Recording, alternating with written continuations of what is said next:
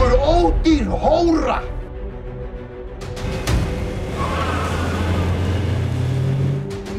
Þú mátt ekki taka þig niður. Hún ógeðslega feitt. Þú ert ekki feitt.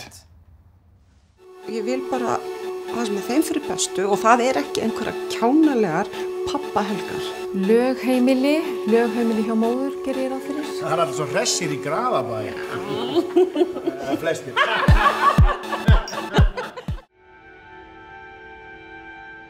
Vitið þú hver þetta er? Ekkert veski, enginn skilur ekki. 10 stundur samt allavega.